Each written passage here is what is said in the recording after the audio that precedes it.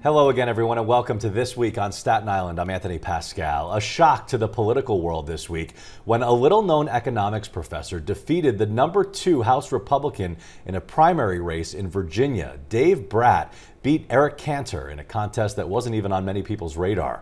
Here on Staten Island, we had a political surprise of our own when MTA board member Allen Cappelli announced he is considering challenging State Senator Diane Savino, a move that would force a Democratic primary in September. Mr. Cappelli is here to talk about his motivations, but first, the story from our Aaron Dickens. Allen Cappelli says one of his fondest childhood memories is watching the Verrazano Bridge being built near his home. Now he serves on the MTA's board, tackling the borough's high tolls. It's a place that I love and vigorously advocate for. Cappelli, an attorney, has been a board member for 6 years. The Democrat says he's considering a run for state senate in the 23rd district. Diane Savino has held the seat for 10 years. Cappelli says he is concerned about the Independent Democratic Conference and its influence in the Senate. Savino is a member. They broke away from the Democratic Conference, and essentially they disenfranchised the voters of the state who wanted to have a Democratic state senate. Sources tell us that Governor Cuomo and Mayor de Blasio encouraged Cappelli to run, but when asked about that, Cappelli had no comment. Cappelli says if elected, he would work to create more leadership roles for women and African Americans. None have a leadership position in the state senate, and I think that is something that is deeply disturbing. Savino refused to comment on the claims. Cappelli has served on several community boards and in civic groups. He says he's been instrumental in restoring transportation services in the borough and toll relief. I know this area like the back of my hand. I understand the transportation problems. I know where the resources need to go. Cappelli says he'll make a decision whether or not to run in the coming weeks. Primaries are scheduled for September. On Staten Island, Aaron Dickens, New York 1. Joining me now to talk more about his decision, Allen Cappelli. Allen, thanks so much for being with us. Thank you for having me. Let's start first with where you're at in making this decision. Would you say at this point you're more likely to run or more likely not to run? I think this has been a very short process. At the beginning of the week, I was somewhat skeptical and reluctant, and I think I'm moving more in the direction towards making a go for it, but I haven't made any final decisions, and I'm involved in a fairly extensive review of my options. Let's talk about really where this whole thing came from, because I know you had a short political stint back in the early 80s when you had run for city council, and you also ran for... I ran for the state assembly. The state assembly as well. But you kind of weren't, you never ran for office again after that. So now here we are in 2014. Where did this come from? Well, I guess the question is, what have I been doing since 30-something years ago? Well, we'll get to that. We'll get to your whole background. But let's talk about the political motivation here. Well, I've been watching. I've been disturbed, at least consciously and somewhat subconsciously, about the whole alleged Independent Democratic Caucus, IDC, for some time. And I've been listening to a debate that's occurred around the state, and I've watched Senator Kruger in Manhattan talk about it, and I've listened to progressive groups, women's groups, labor organizations talking about how essentially they feel betrayed that this group of people broke away from the Democratic Party and have denied what would have been a Democratic majority in the Senate. Help us understand your concern, though, because Diane Savino even pointed this out in an article in The Advance earlier this week. Who had you ever made these comments to before that you were concerned? Had you ever verbalized this and let anybody know or done anything about it in the past up until now, saying I might run and want to change this? Well, was Senator Savino unaware of the problem that she created? But she said you had never voiced those concerns to her. Well, I was not willing, at least prior to now, to hold myself up as a voice of opposition, but in looking at the debate and watching the debate on campaign finance reform, and watching the 10-point women's agenda struggling to get through, and listening to minority legislators. And the debate has been going on for some time. It's been going on for some 4 years now. That every African American member of the Senate has been effectively precluded from being part of the leadership that they would be entitled to if the Democratic majority's will was upheld.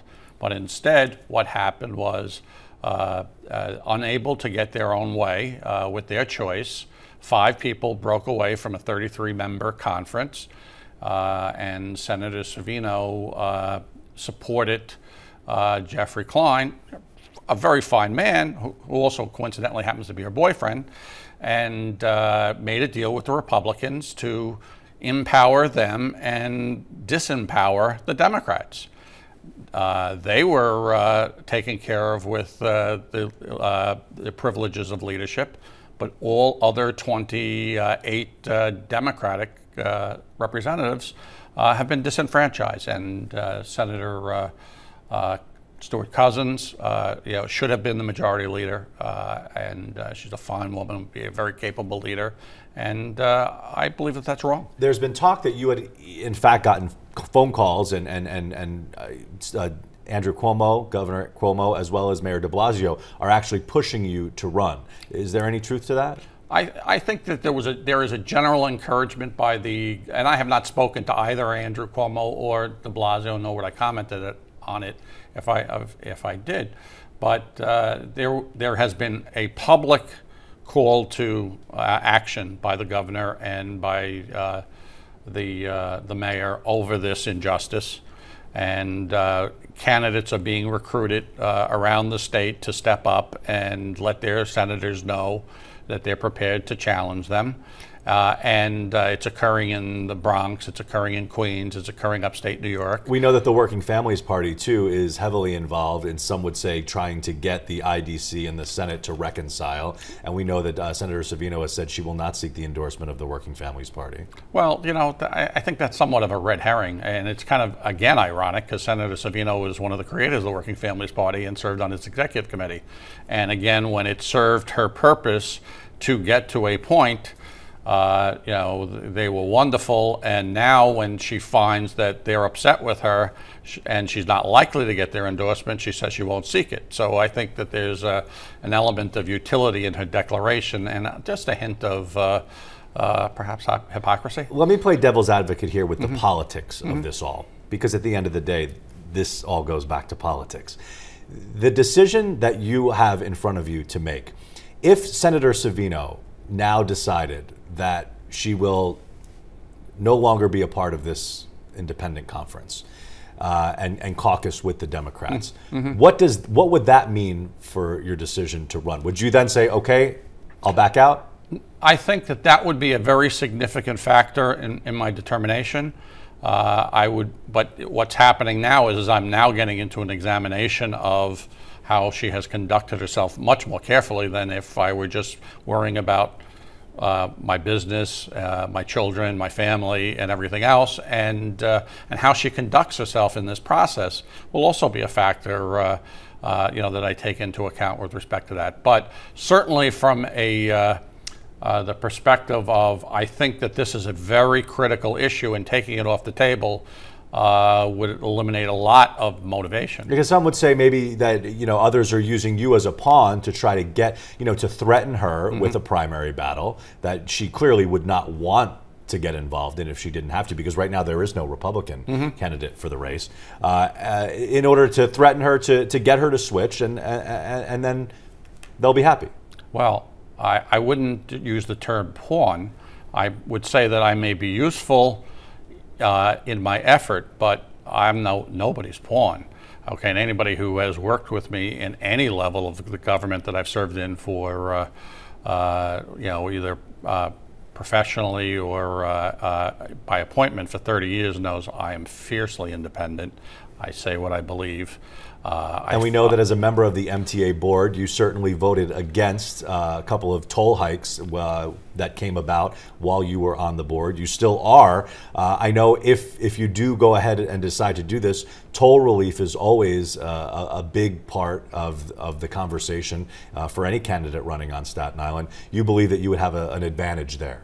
Well, I think that my work on the MTA has demonstrated my independence, my willingness to stand up to powerful interests, my ability to get some justice, although we're not anywhere near where we need to be.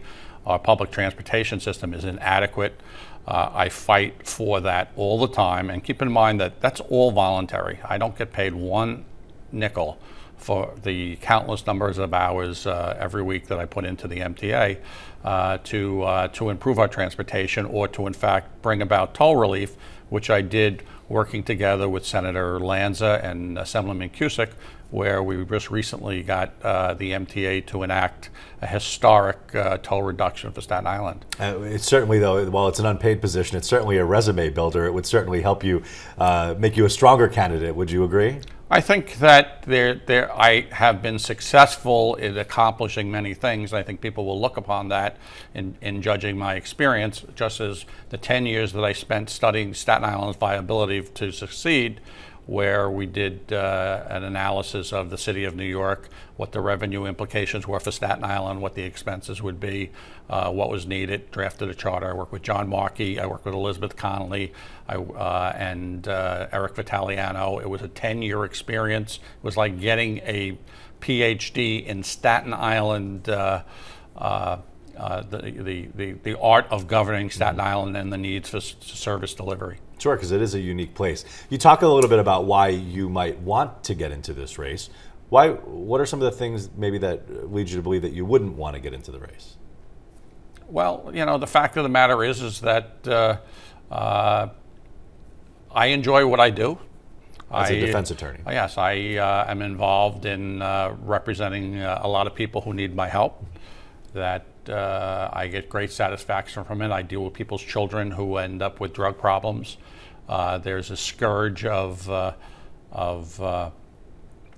drugs on Staten Island. People have graduated from oxycodone to heroin because of the expense. I see it firsthand on the streets when they're arrested, when they're looking, when they look nothing like the children that they were. So I understand it from a very personal place. So it'd be about giving up your career, really. Well, giving up something that's a passion for me. I have always believed that you don't do something unless you really enjoy doing it. And when do you think you'll have a decision by? I'm hoping to in the next couple of weeks. We're looking very seriously at it, and I will keep you all informed. All right, keep us posted. Allen Cappelli, thanks so much for joining us. Thank you. It is time for a break, but when we come back, Senator Diane Savino responds to my interview with Cappelli. Even more shocking to me was the idea that what women and minorities in the New York State Senate need is an older white guy to just lead us. I was actually embarrassed for Allen. That, plus the comments Savino says she found insulting. It's all when This Week on Staten Island comes right back.